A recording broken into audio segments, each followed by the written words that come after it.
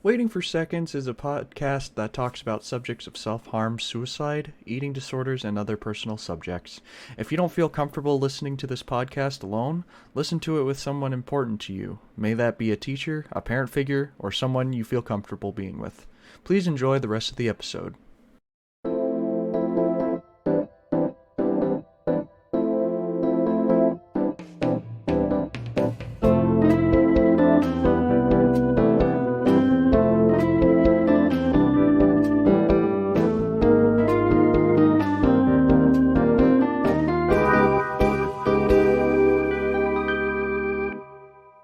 This is Waiting for Seconds, the interview podcast where we meet people and ask them who they are and why they are. I'm Shannon Miller. I'm here with Malcolm Outkelt, Hello. and today we will be talking with River.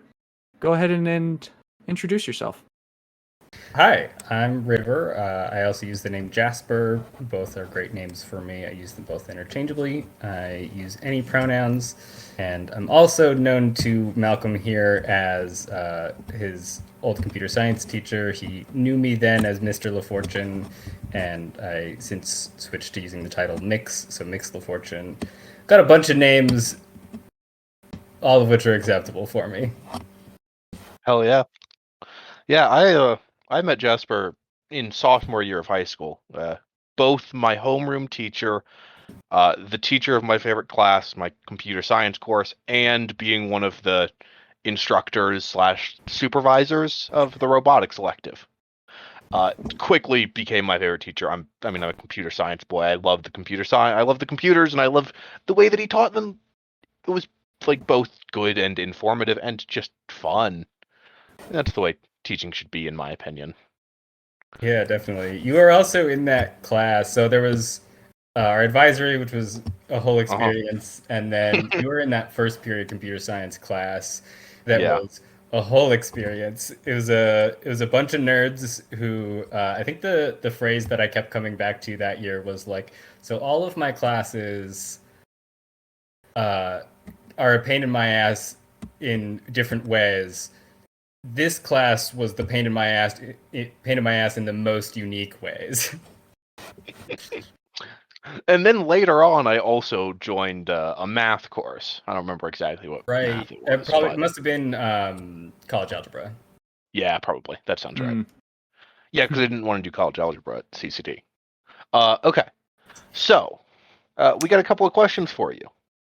Awesome. Let's start out with, I want to know a little bit more about your use of two names. That seems like an important thing to you.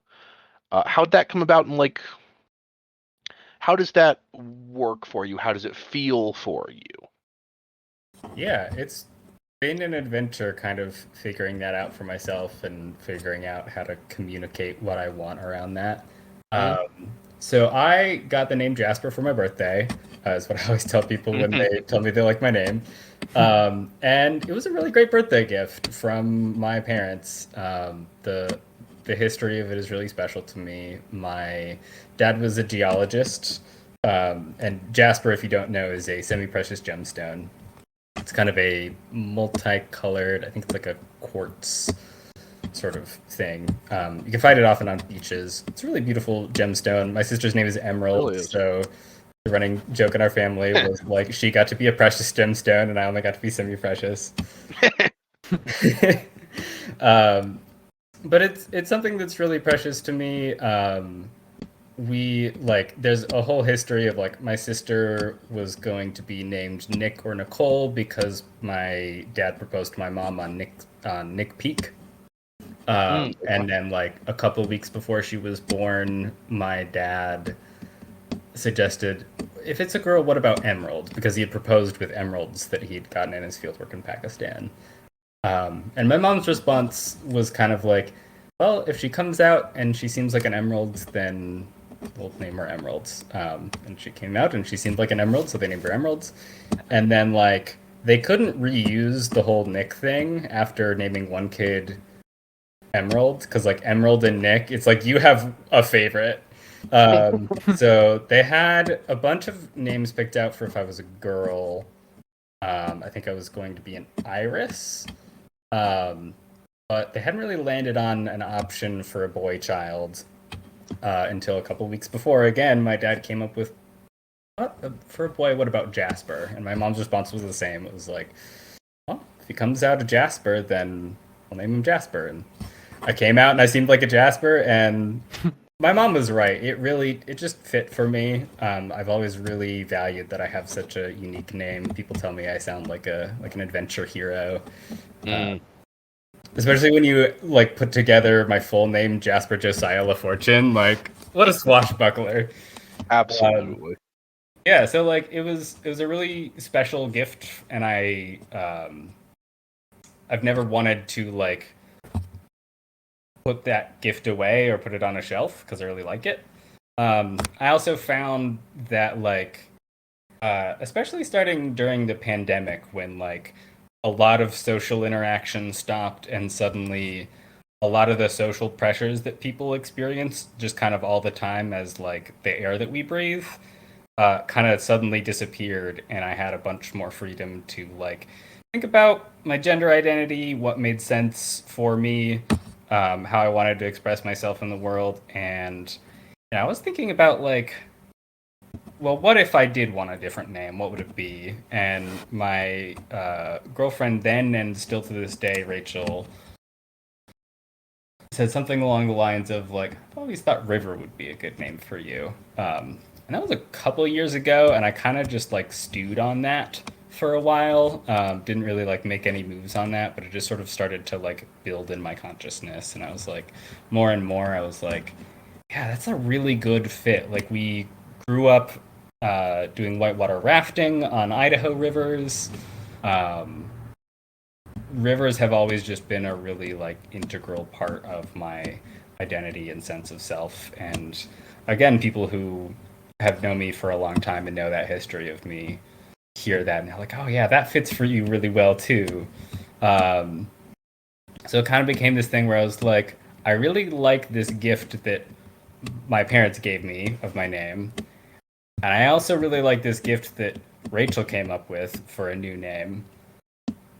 I don't want to have to choose between them. I think I'd like to have both. And so then the challenge becomes like communicating to people, because having two names isn't a super common thing, how I want them to do that. And one of the best metaphors that I've come up with is it's like I'm two frogs in a trench coat. So, River is one of those frogs, Jasper is the other frog. Whenever you use a new name for me, that frog gets to sort of clamber up to the top and like be on the top and get their face in the sunshine. So it's nice to have both, just not like squashed together. If you try to fit like Jasper and River in the same sentence, it's like they're both trying to clamber up to the top and it's chaos. So it's not like a different personality. It's just kind of just a different part of you, right?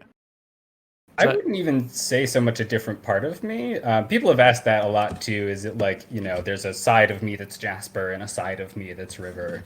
And like, no, I'm one person. I just kind of have two names. Okay.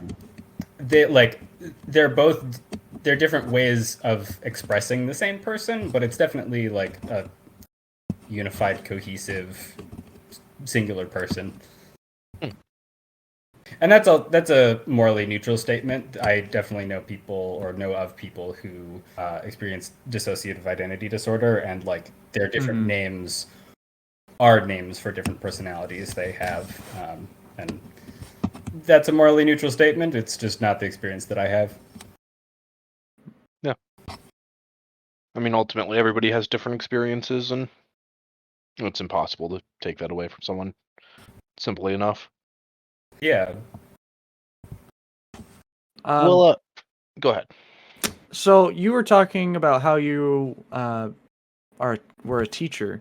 Are you still a teacher? I am not. I lost my teaching job in, I think it was January of 2021. And that was a time when teachers were mostly going back to working in person during the pandemic, but before what's it called? Vaccinations were widely available. and that kind of became the moment for me to decide that it was time to get out of teaching and put my computer science degree to use. Mm. And how are you doing that? What are you working now? Oh yeah, I'm a software engineer now. I work at a little tech company in the Bay Area. It's actually really cool. Is that a pretty good job? It definitely has a certain cool factor for like, imagining 16-year-old Jasper hearing that I'm in the Bay Area working at a tech company as a software engineer. It definitely feels like, oh, you made it. It's also like, it doesn't scratch the same itches that teaching did. Teaching was a lot of hard things, but one thing that was never true about it is it was never boring. I mean, you can't have people like Malcolm in your class and not just have an interesting, fun time. Not always fun, but it's always interesting. It's always an engaging challenge. And pretty much the only moments when I was ever bored as a teacher were during standardized testing. Now, I'd like to ask, what was like as a teacher, you're seeing how your students are their livelihoods and how they're growing with school. But what was your school life like? I had it pretty good. I think most teachers kind of have an answer to this question, and it falls, broadly speaking, into two kinds of experiences. People either become a teacher because they had an awful experience and they want to make sure that like their students don't have that, or they had like one or two or a handful of really good experiences with really great teachers, and that like inspired them to go be that teacher for somebody. And I was pretty soundly in the latter camp. My little hometown was in the state of Idaho, which like historically and continuing into today has been pretty terrible at funding public education, but we were in a town that was it was one of the university towns, one of the two flagship university towns, and two or three in the state of Idaho, and that brought in a lot of values that didn't necessarily align with the state's values, and specifically a pretty big focus on education. So most years when there was a school like bond levy on the ballot, it got approved. And far and above the biggest like impact that had on my education was I only remember having one teacher in my entire K-12 education who had like anything less than a decade of teaching experience by the time I got to them. So everybody was very good at their jobs. Everybody was very experienced at their jobs, and like on the whole, that generally tends to make them good at it. And I don't think anybody can go through American K-12 education and not experience like some teachers that give them a really bad experience and a bad time. And I definitely had a few of those, including experienced ones. But like far and above, the worst time I had was with the one teacher who was new to the job. It was his first year of teaching. Teaching like algebra in middle school, which just like what a losing proposition already. You know, just surrounded by students who don't want to be there. And like I wanted to learn math. I just wanted to learn it from somebody who could make the class interesting. And this is his first year. He didn't make it interesting, and he ended up quitting after that year. But a lot of those veteran teachers were incredibly good at their jobs. In particular, I had one, Gretchen Wisner was my gifted and talented teacher. And she knows that she is like a big part of the reason that I got into teaching. So I was identified as gifted in first grade, and then like had her as the GT coordinator for my school all the way through sixth grade. And then she also worked at the high school, so I took classes from her there. She just did so much to like understand me as a human being, figure out what was engaging to me, and then like make my educational experience into something that could be engaging for me. And it was just a huge deal. Yeah, having a person like that can be very, very important for an education, especially for someone so young and in maybe a weird spot. Like I know the Gifted and Talented program was, at least for me. But I want to know a little bit more about so close relationships like that often can become very, very close. I know that the last person we had on here, one Joe Underhill, he was also a teacher. He talked about his students like family, and maybe that's. I want to know if that's a similar thing that you had. How do you identify family? Yeah, that's a really good question. I I could definitely, you know, I have definitely had relationships with students and coworkers in my teaching experience that were closer than I know a lot of other people's family relationships have been. You know, when you're working that closely with people, you kind of get to know like the deep dark parts of them that like not everybody gets to see. I mean, I definitely had students who like came out to me before they came out to their own families. And by the way, every time that happened, having to like do parent teacher conferences or like talk at all to the parents of those students and then like purposefully misgender them or like misidentify them was always so painful. And I would always just like try to avoid using their name or pronouns at all, and with mixed success. But yeah, Your so I've child was definitely wonderful like, in my class. what was that? Yeah, I'd say things like your child was wonderful.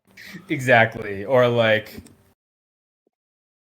yeah, so talking about grades are going good. You know, just like doing backflips to try and like avoid using identifiers, but without making it obvious that that's what I'm doing. Uh-huh. Yeah. And like ultimately, you know, if somebody asks you to misgender them for their safety, that's what you do. So I Mhm. did do that willingly. It was always an uncomfortable situation, and you wish that the world was better so they didn't have to do it. But um, yeah, so like I've definitely, you know, I think I've been as a teacher like a source of family for people, and also like creating spaces in my classroom that are safe enough that that can feel like a family. Um, I also had to learn, you know, I mean, I entered the classroom as a professional at age like 23. It was babies teaching babies in there, and I had to learn how to like have some boundaries so that it didn't just become family, because like family get to kind of demand more of you.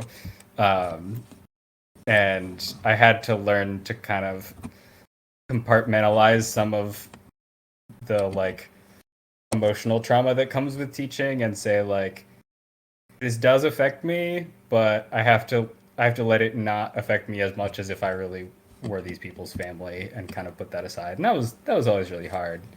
I think that what family is for me has always been, you know, there's definitely nothing sacred for me about like just the people that you happen to get born into a family with, um, because like that's a complete roll of the dice. You might have shitty parents, and you know, I don't necessarily hold anything sacred about that relationship in general. In my case, I feel like I got pretty lucky. My dad died when I was 16, so like he's out of the picture now. But while he was alive, he was definitely a big part of my life. And my mom was really great, and I'm really glad that I have her in my life. So it's sort of like I definitely believe in chosen family over blood family, and as a part of that, I have like continued to choose my actual family or my blood family to be part of my chosen family. But I've chosen to expand that. One of the ways that I have been doing that is I run a, I guess now technically twice a year, comedy show. It started out as the Dead Dads Roast on Father's Day. Okay. So it just started one year, like about a week before Father's Day. I got an ad for like quick shipping on Father's Day gifts, and I was like, doesn't matter how quick you are, you're still gonna be about 10 years too late. And I like made that joke on Facebook, and it was about 50-50 people who were like, I don't get it, what's the joke? And people who were like, oh my god, this is the funniest thing I've ever seen. And one of the friends who thought it was funny because his dad had also died was like, we should get together on Father's Day. And I was like, we should do a comedy show where we roast our dead dads. And then instead of just letting that like disappear into the ether, I was like, no, really, we should do this. And then we did, and like a bunch of people showed up. This was in the days of like Zoom, like everything being online on Zoom. So people were willing to kind of take a chance on showing up to a virtual event. And they did, and it was a hit, and they were like, let's do this again next year. So I became the coordinator of an online comedy show. And then we just had, we just this year added one for the holidays. We call it the Turkey Roast.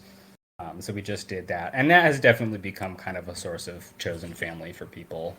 Because a lot of the people who tend to connect with that sort of thing are people that like, even if their parents aren't dead, they might be like no longer in their life. And so actively choosing to spend that time with their chosen family instead of their blood family is something that's very important to them. And I'm always really honored when people do that. That's a very good way to honor your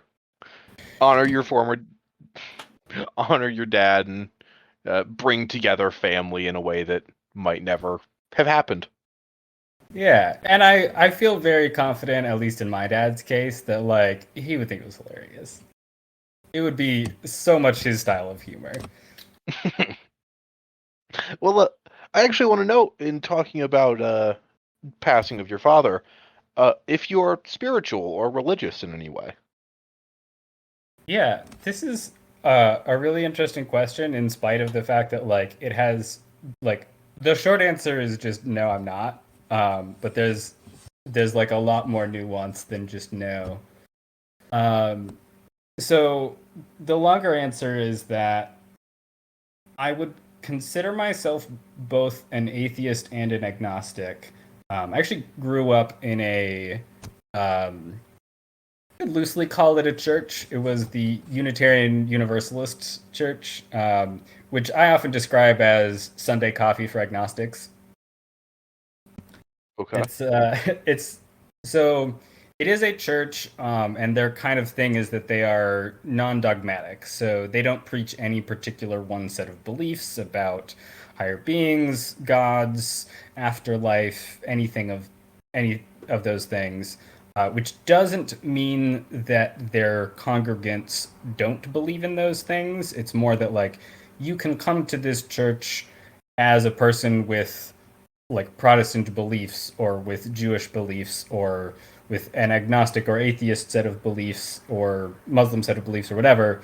The thing that you find there is community and like a shared set of values, which I think there's like 7 tenets, of which I've forgotten most of them, but the main one that I remember kind of getting drilled into me as a kid was as long as you respect the inherent worth and dignity of every human being, you can be a Unitarian Universalist. So that was kind of my experience growing up. I remember, going to church every Sunday still seemed like a drag to me, even if it wasn't, putting a doctrine on me. I still just like wanted to be home playing instead. And I remember being a little smartass to my mom one time, and I was like, so Unitarians can believe whatever they want, right? And she's like, well, or my mom was like, well, as long as you respect the inherent worth and dignity of every human being, yeah, like pretty much believe whatever you want. And I was like, I believe I'm not going to church today. Which did not work until I basically had to go through get through a certain age of RE religious education before my mom was like, okay, now you can choose not to go to church, and I mostly didn't. But I still feel very grateful for kind of the like set of values that experience gave me, and the sense of community, and that was definitely a community that like very much shows up for each other. They were among the people that were there for us when my dad got diagnosed, and definitely very grateful for that kind of set of values.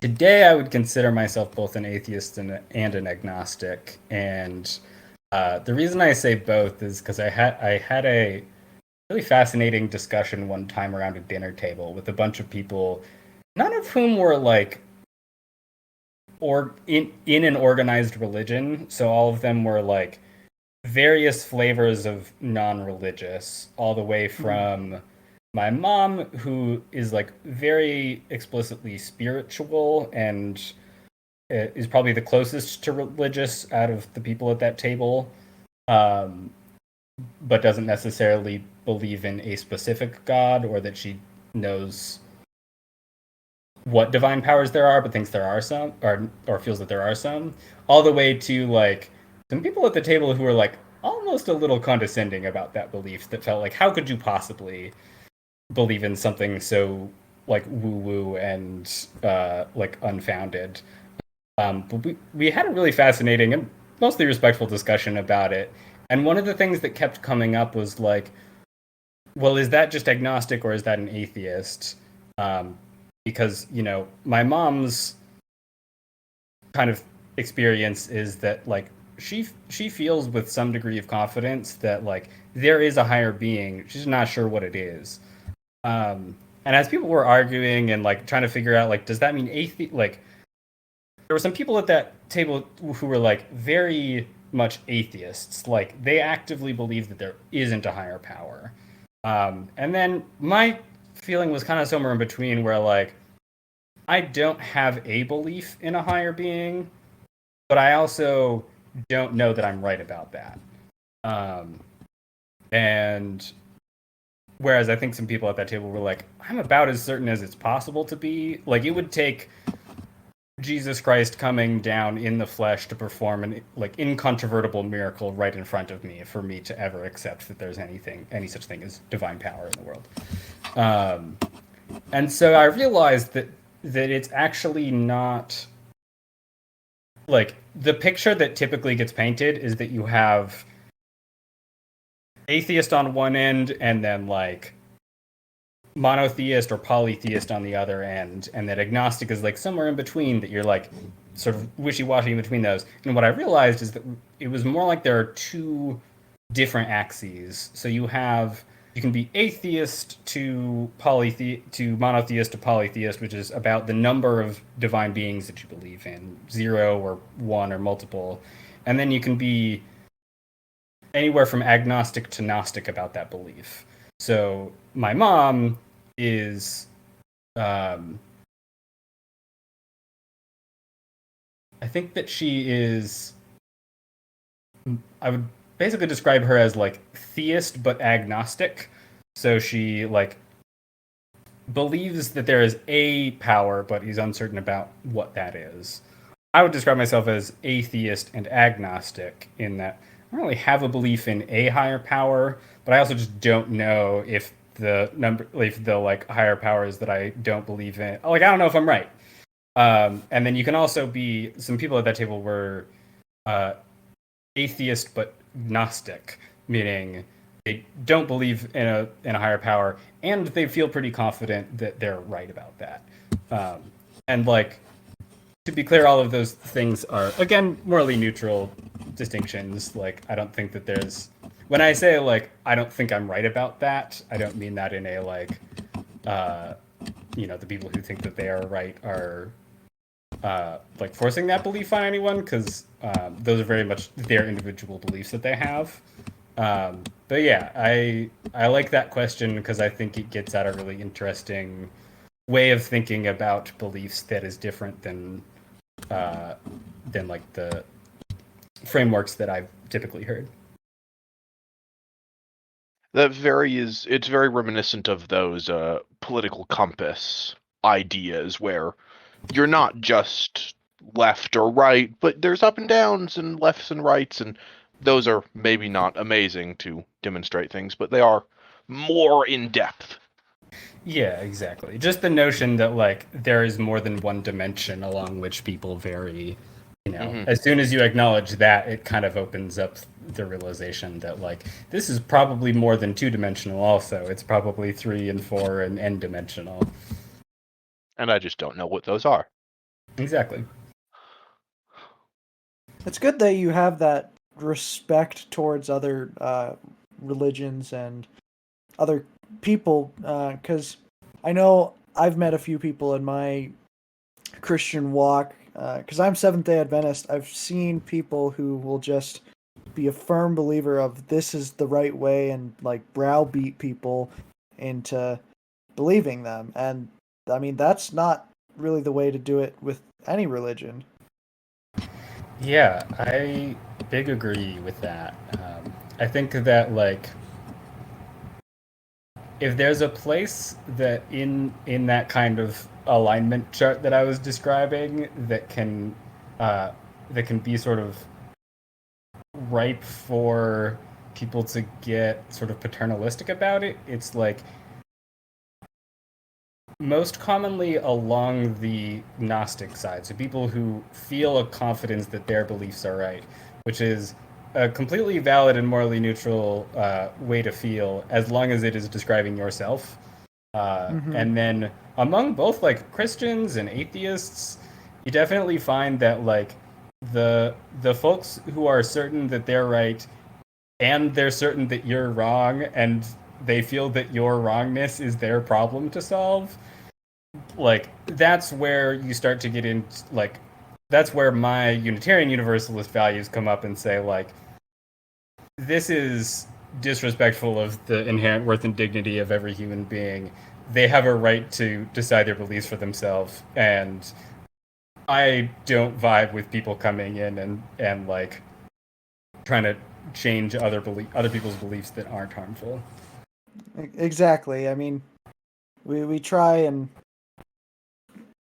be like good to everybody, because not necessarily like if you believe in karma you want good done on you. You just want to have that normal respect to everybody and their religions and such. um Going more into that, do you tend to be like an optimist or a pessimist? That's a good question too, and I like if there's a theme here in my responses, it's probably like uh, I don't necessarily see it in that framework. If I had to choose one of those two, I think I was listening to one of the earlier episodes of this, and I think Aaron Wasco described something along the lines of like wanting to aspire to optimism, but like falling into pessimism more than he'd like.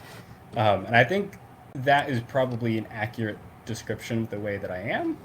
But I also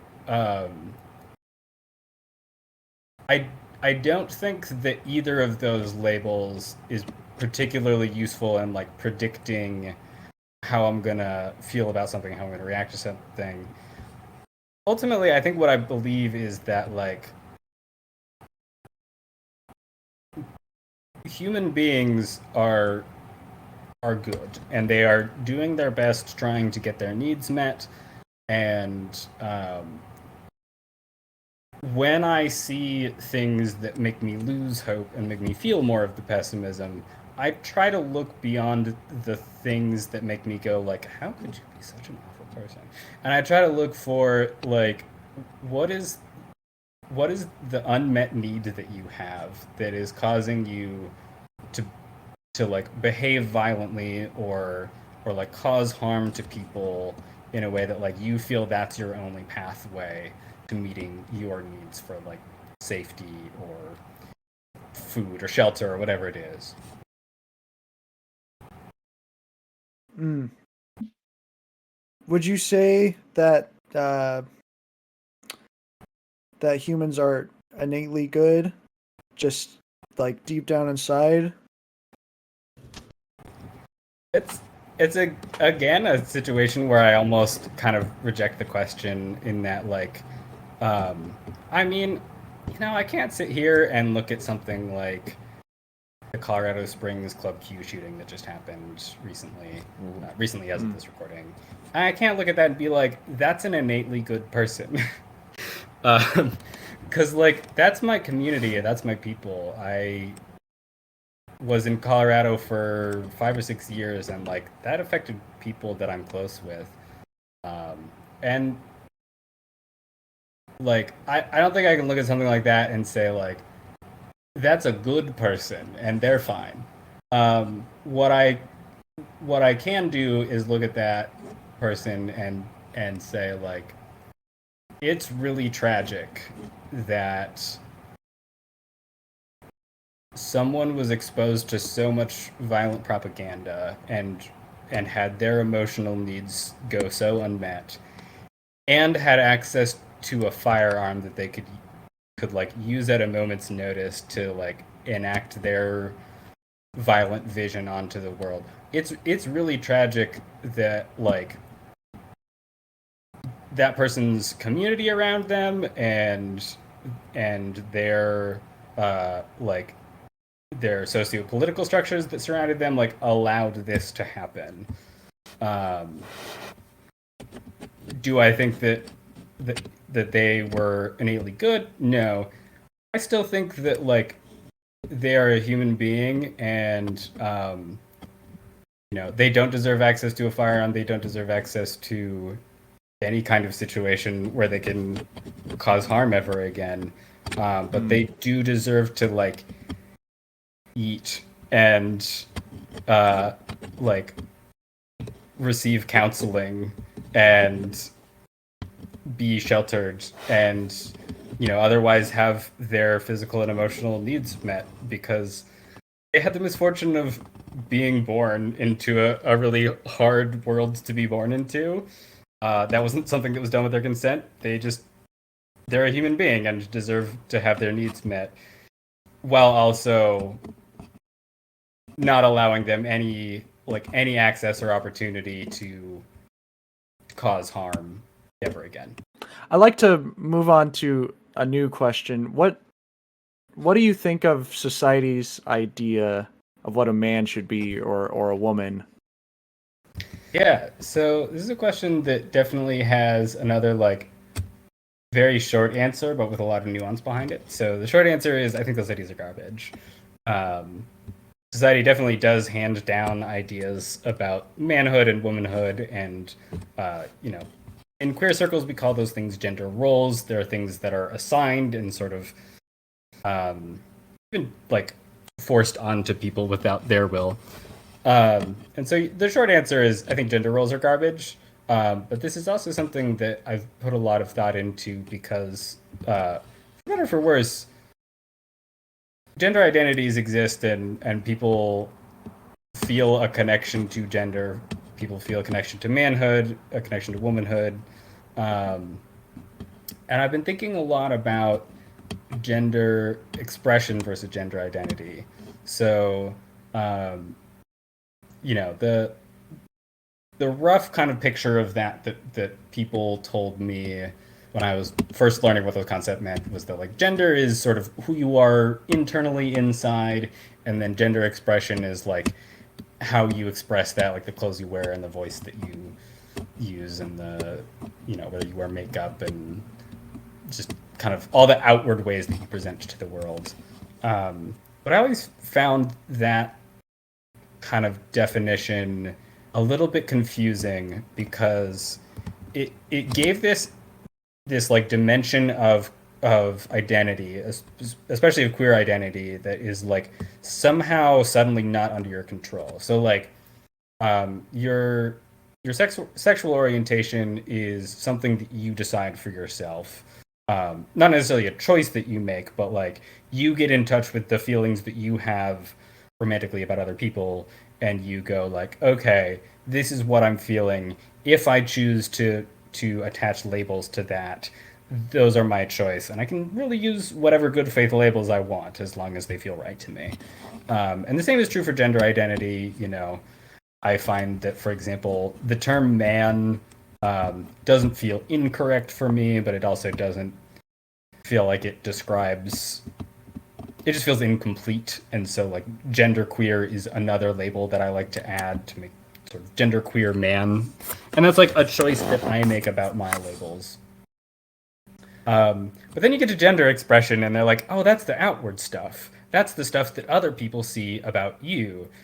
And I always felt like, well, but does it matter like what I'm trying to express? And so I've come to kind of realize from my own understanding that I like to think of gender expression as different from gender presentation. So gender presentation to me refers to those same sort of the outward stuff that like you can't really control how people perceive you. Like when I walk down the street, people are going to see a man whether I'm genderqueer or not. But I think I like to think of gender expression like artistic expression. And so like as a really basic example, like you could identify like a certain artistic style like cubism and say like this artistic style used a lot of blue, and then you could identify a different artistic style, I don't know, classical like Leonardo da Vinci style paintings, and be like this painter used a lot of brown. And you could like generalize that like, oh, when you see brown, now you must be looking at classical. When you see blue, you must be looking at cubism. And that would obviously be garbage because like there's so much more that went into that artistic expression than just the colors that they happened to use. I found that's a much more helpful way of thinking about it for me, because like, for example, you could look at me and see that like, you know, I have facial hair on my face. You can't actually see that because we're in an audio format, but like I do have facial hair, and you know, I really like to cook. I really like to cook for my girlfriend and just like make meals for people. And you could look at that from an outside perspective and think like, oh, well, facial hair is something that like traditionally men wear, so that must be like a masculine form of expression, and cooking is traditionally an activity assigned to women as domestic labor, so that must be a feminine activity that you're doing. So like masculine plus feminine equals question mark. When in fact those things are totally reversed for me.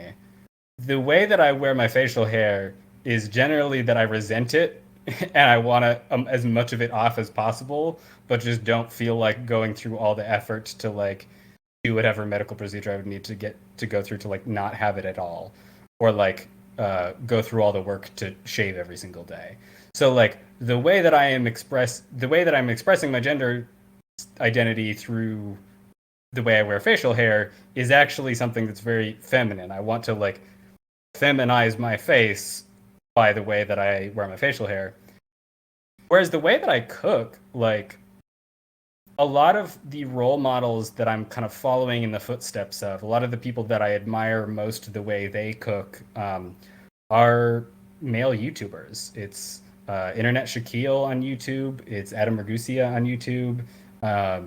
What's that? You Suck at Cooking on YouTube. Some really great channels that like just happened to be the ones that I kind of admired their content the most and wanted to emulate that the most. So I find that when I'm in the kitchen cooking, the like role models that I have front of mind, and therefore like the way that I'm expressing myself through cooking, those are things I'm doing in a really masculine way.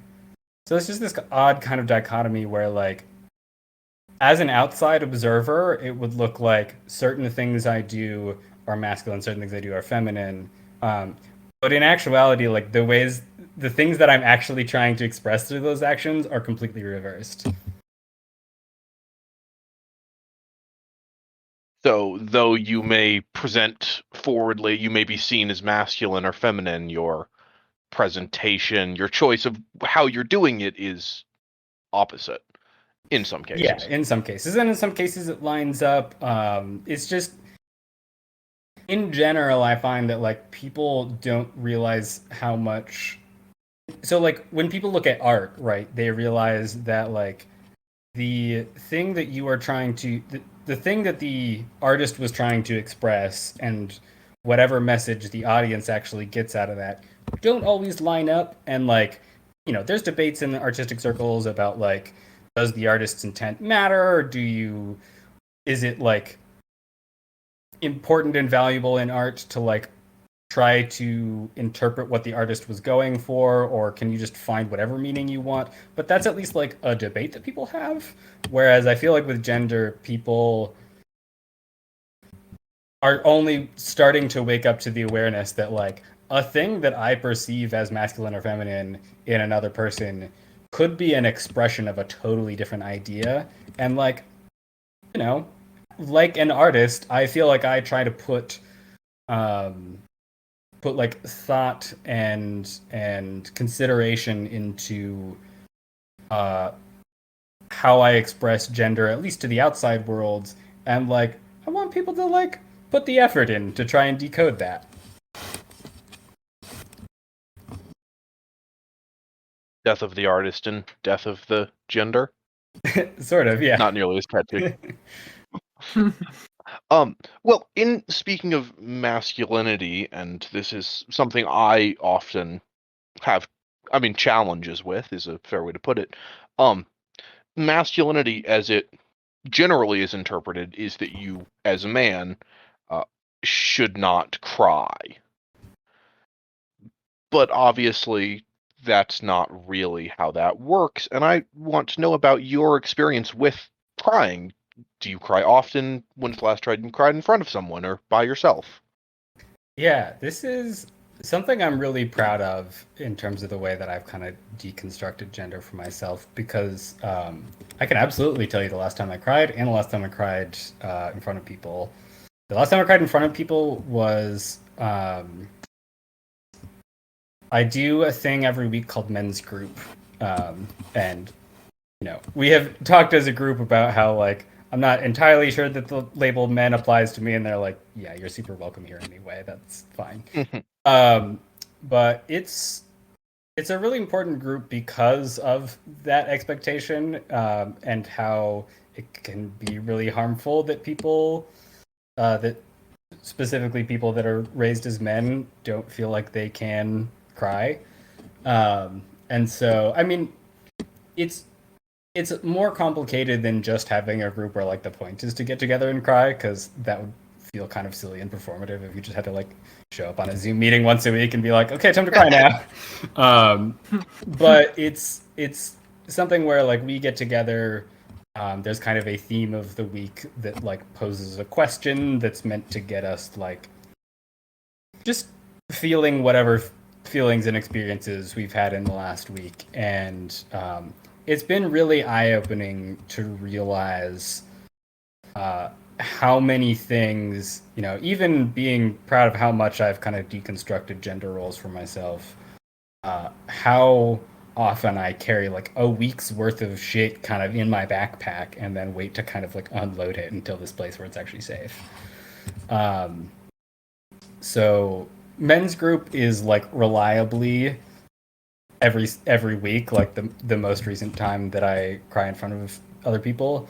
And then this last week in particular, I had a really impactful session at Men's Group, and kind of realized afterwards that I needed to do some personal writing to kind of gather and put together my thoughts. And so did some of that, kind of processed through my thoughts, wrote it out into a format of kind of a journal for myself, and definitely some tears came up during that as well. So yeah, it's something I'm very open about and very proud of, that like I cry frequently, readily, and pretty often. And I feel really glad that I imagine, I don't know, like 6 or 8 year old Jasper would be like, "You finally made it, bud." It's a very nice sentiment to sit down and cry with your boys. Indeed. It's pretty lovely. Absolutely. This is interesting that you have so many of these groups, like your Dead Dad's comedy show and this men's group. Is there any Turkey other roast. groups? Oh yeah, the turkey roast. Is there any other groups that you are a part of that maybe have like built your character, or um, maybe to have just like help you see things in a new light besides like your what is it, the Universalist? Unitarian Is that Universalist, yeah. I mean, that congregation I pretty much stopped attending, oh, good, more than a decade ago now. I'd definitely say that men's group and the we call ourselves the Dead Parents Society, a la Robin Williams, are two of the Yep. biggest communities that I have right now. And then there's just kind of a scattered social network of other people that have like influenced me or made me feel safe. Obviously, romantic partners are a big one. My girlfriend right now, Rachel, is incredibly supportive, and I think of the two of us, I was like pretty handily the one, and kind of still am the one that's more comfortable with crying and open emotions. Um, and I also have a therapist, and that's like just starting, but has already been a major impact. I've my mom and uh, a handful of various friendships throughout the years that have all been really, really major impacts. So a couple episodes ago, we had Cam on, and she really pressed the importance of. She mentioned her therapist, and just how important her therapist was to her. And I want to know if you've had a similar experience with your therapist. Is it a very for you? Has it been a very impactful thing to your life to have that therapist connection? So the therapist that I have now, I think we're on only like our third or fourth session total. And I definitely find that it takes me a while to kind of build up a relationship of trust with the therapist. So Mm. this particular sort of set of therapy sessions, the impact hasn't had a lot of chance to be like a huge thing in my life yet. I definitely want it to be and hope that it will be. And if there comes to be anything, this is also just like generally good advice. If there comes to be anything that's like a barrier with that therapist that's like preventing therapy from being really impactful for me, then like we will definitely talk about that and see if a different therapist is a good fit. Throughout the year, so like people have different experiences with this. I have always kind of gone with just like whatever therapy was like convenient and inexpensive and like around me, which has meant that like so in college we had like the counseling and psychological services, and you kind of just like showed up, and then they would pair you with a therapist, which was amazing. And please take advantage of that while you have it if you're in college, because it never will be that easy ever again. In When I was teaching and in my first job after teaching, I had something called an employee assistance program where you had to basically call like a service that your employer contracted with and be like, yo, I'm doing not great, can you pair me with a therapist? And they'd be like, tell us more. And then they send you like a list of like 20 different therapists, most of whom aren't even seeing new clients, and you have to like call them all yourself. Now I have a therapist through my insurance.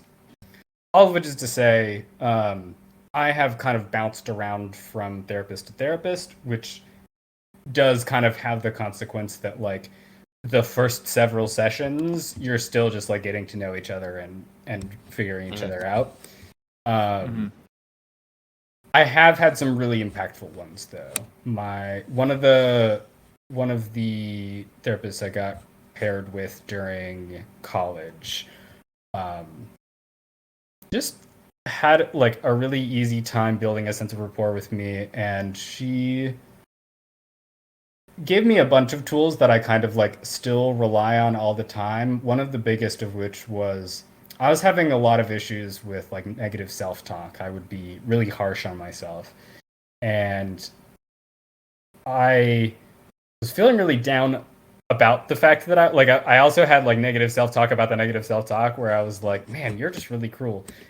And she kind of helped me recognize that like I am not a cruel person by nature. That is not a way that I naturally am to anyone else. And I'm actually pretty skilled at being supportive to my friends. And when they like show me their flaws, because everybody is flawed, I like still am there to be supportive, and I'm like generally going to see the best in them in spite of their flaws. And so the like trick that she taught me that has stayed with me to this day is like, you're your own friend. You can treat you like a friend. And so I started calling myself out when I would like say something mean to myself. I'd be like, "Hey, don't be mean to my friend. That's my friend." And it really, it was really just this kind of funny and really effective way to like interrupt my self-talk, because I was like, yeah, I wouldn't talk to a friend like that. And it's not the right tool for everyone. I've like introduced a lot of my friends to that when they were going through negative self-talk, and I find that a lot of people have the idea that like, yeah, but I'm the only one that's allowed to say mean things to me because like I'll tell it to myself straight. They have this idea that like that's actually a valuable service that they're providing by like having real talk or whatever. So it doesn't necessarily help everyone, but like I've always kind of been the type that like there's no amount of closeness to a friend that I can get where I'm like, yeah, being like if I have to call you out, if we're close enough that I feel like comfortable and empowered to call you out on something that you're doing that's harmful, I feel like as your friend who's close to you, I have even more of the burden of like breaking that to you gently and like approaching that in a way that will feel emotionally safe for you. And so I have very much the same compassion for myself. But yeah, so like therapy in general has been super impactful. This particular therapist, we're just still getting there. Well, I'd love to ask one more question as we're wrapping up. Kind of a peak, pinnacle of the podcast. Ultimately, and this might very well be another question that you answer somewhere in between, or the question is flawed. Do you think that nature or nurture or is more important to a human's development? Yeah, I think I am probably gonna dodge that question a little bit or reject the premise, just because like I think it depends a lot on like what thing you're trying to ask about, because you're trying to ask how tall a person is gonna get. Their genes definitely matter a lot, and also their access to nutrition essentially just determine. So like if you have genes that allow you to be up to 6'2" and then are malnourished as a kid, you're not going to be 6'2". But like usually people aren't sort of asking about that in the context of how tall someone's going to be. I feel like to kind of like infer context into that question, it's usually the question of nature versus nurture when it applies to people seems to come up the most when it's either like, how did you end up the way that you are? And also like, why are some people bad and some people are good? In regards to the latter, like I think this ties very much into my feeling about like optimism and pessimism and like people being good or bad, in that like I'm undecided about whether people can have inherent goodness as a quality. I'm definitely decided that like inherent badness is not a quality that anybody is born with. And I very much believe that people's actions that we consider bad, people's actions that we consider harmful, are definitely the result of them not having their needs met. And you even, you hear about like, those true crime shows and podcasts often talk about like, psychopaths who just don't have any feelings. I'm like, yeah, but even like mentally ill people are far more likely to be the victims of violence than the perpetrators of it. And like,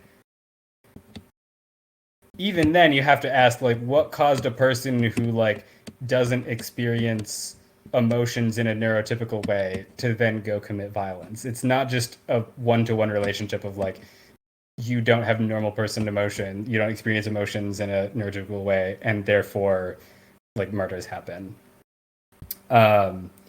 So like in relation to like people being good and bad, I think that nurture is much more the role, like it plays a much bigger role in those behaviors. And then like the implication of that is like, well, that doesn't excuse the behavior. That just means that like taking responsibility when someone does something harmful means in addition to them taking responsibility, in addition to them taking accountability, you also have to look at like what aspects of society made this person violent or harmful. So that's kind of how I feel about that question. And then in terms of like how do people end up the way they are, I just like I don't know and don't care that much. Like whether the way that I am is the result of my DNA or something about my very nature, or whether it's the result of people around me. Because again, the question is like, is it hurting anybody? If it's hurting anybody, I have a responsibility to change those, whether that requires like, removing myself from the situation because I can't change myself, or changing myself anyway. And if it's not causing anybody harm, then like, just let me be the way I am, regardless of whether it is the result of my nature or my surroundings. So ultimately, the question is less, is nature or nurture more important, and more, how do we actually fix the problems that are happening? Yeah, how do we? I think that's very accurate. How do we address behaviors that are harmful, and also like very much. Sometimes you gotta recognize that like the way that people are isn't a problem. It isn't causing harm, and you can just let them be. You don't have to ask like, how did you end up being a little weirdo? Because if you being a little weirdo isn't hurting anybody, then just let them be a little weirdo. Well, thank you very much. We really appreciate you coming on. I think that's where we're going to wrap. Yeah, I personally just want to say thank you, just because there's been so many things in this conversation that like have just been brought into my eye, and just something I'm definitely going to be thinking about in the future. Yeah, that's awesome. I'm glad to hear that. I do want to say thank you to Nadia Diaz for our podcast cover art. You can find her Instagram in our description. That is at Arthead Creations, no spaces, no capitals. And that, like I said, is going to be in the description. And then, of course, I want to thank Jensen Kral, who made our intro and outro for this podcast. I mentioned last episode that he just released a demo for a musical that he's working on. It's the musical's called Tea Time, and the song is called Knocking on Doors. You can find that song on most platforms. That will also be provided in the description. But once again, thank you so much for coming on the podcast. It was really fun to get to know you and understand your perspective on the world. Yeah, it was really fun being on. Thanks for having me. And thanks for listening. See you next time. Thanks. Bye. Bye.